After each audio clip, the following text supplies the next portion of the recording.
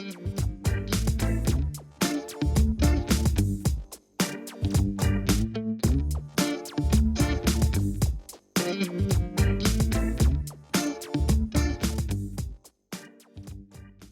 I get started, by show of hands, how many people are good workers?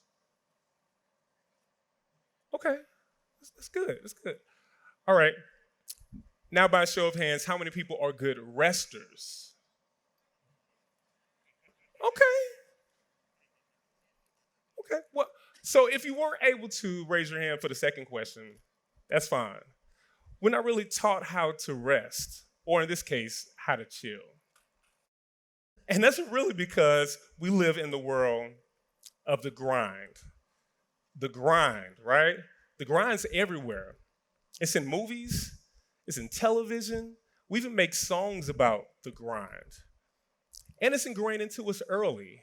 We ask kids, what do you want to do when you grow up? Right? But what we're really asking is, what kind of job do you want to have for the rest of your life? We're asking 5-year-olds this. So we know about the grind, and there's some virtue in the grind, right? But there's some downsides to what we know as grind culture that I want to highlight. And so, one, the grind is not sustainable, all right? You can have a dedicated amount of time to the grind to get things done, right? But the nature of the grind is that the pace of it is steady, but it's never ending. So if you don't stop the grind, it's just going to keep going until it just tires you out. So it's not sustainable.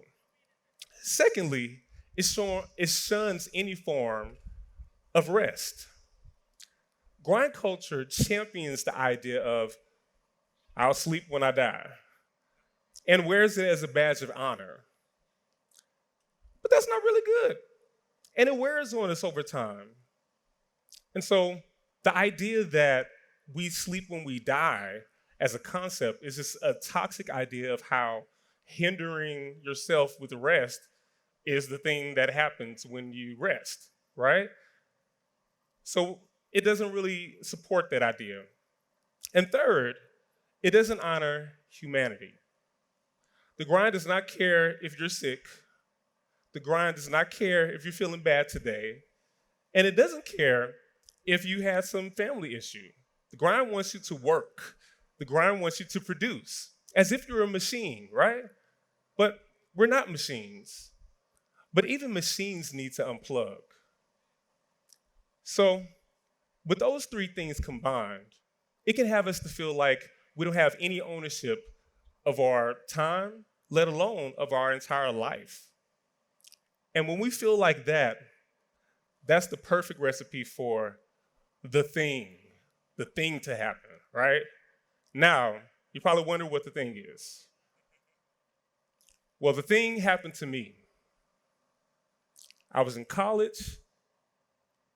I think it was junior year, and I had a full schedule. Classes were intense, and every professor I had acted as if their class was the only class that I had. I don't know why they do that. But I was up for the challenge, and I knew that the grind that I had was going to serve me in that situation. So I did good for like 2 weeks.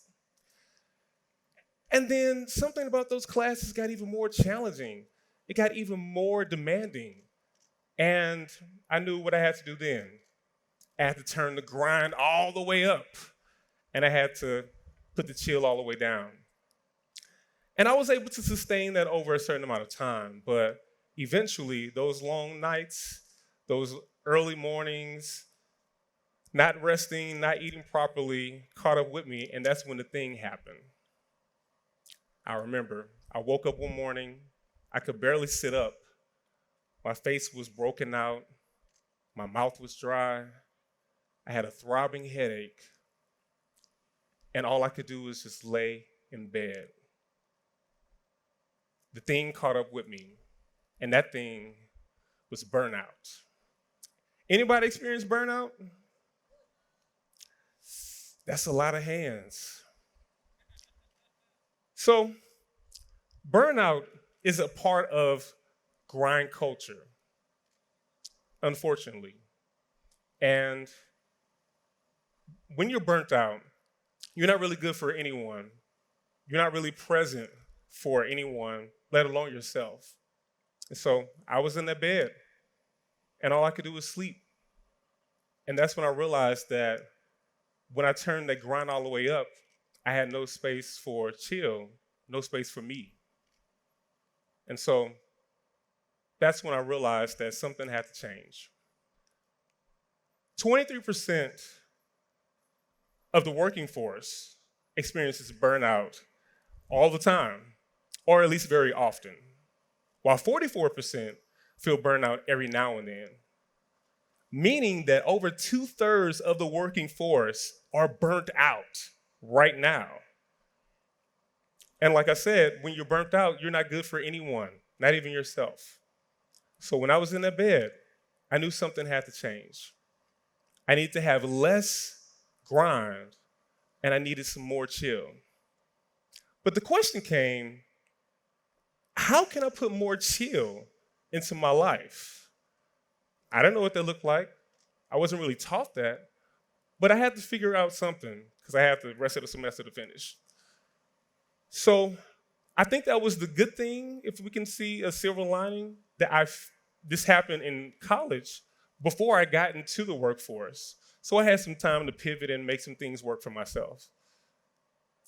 What I found was that doing these things helped me to have some control over myself and my time, which was very important. And that's what got me through the rest of that semester and the rest of my academic career, and then for the rest of my life. I want to share a few things, or 4 specific things, that helped me add more chill to my life. The first thing, you have to prioritize the chill. If you're like me, if you don't put it on the calendar, it doesn't happen, right? So it has to be that important. Your meetings, your lunch dates, and chilling. Put it on the calendar. That way it'll happen, all right? So 1, prioritize the chill. Secondly, you have to dedicate a space for the chill. A lot of times we don't chill because we feel like we don't have space for it. Sometimes all we got is the car, right? Now the car is a great place to chill. You know, before you go in the house or go to work or wherever, that is a great place. And sometimes it's all we have, but that's okay. It's about having a place that is sacred for that. And everybody doesn't get to come in that space. You know, not your children, not your spouse, not even your mama. That space is just for you. So dedicate space for the chill. Then 3, actually chill. Don't look on your phone, don't scroll, don't try to check emails, don't try to be productive. Literally do nothing. Chill. That's time just for you. And it's hard to do that because we're not taught how to just stop and do nothing.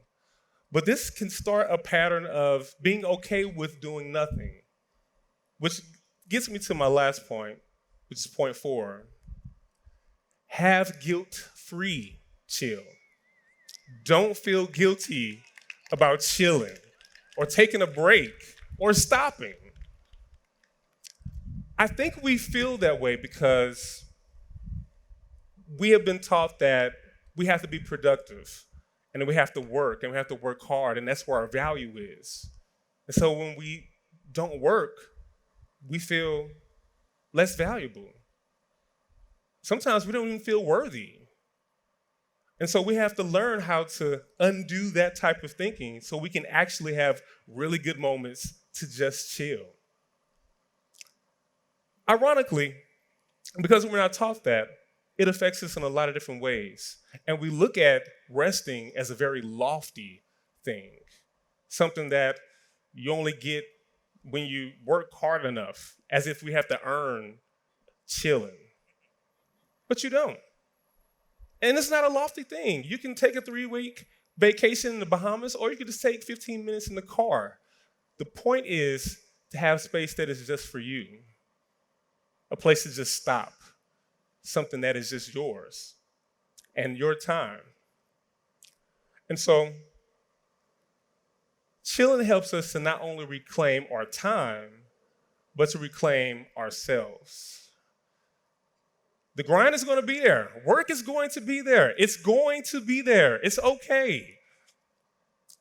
But this is about having time for you. So carve time for you, prioritize the time, make space for the chill, and then actually chill, and then don't feel bad about it, because that time is just for you. Thank you.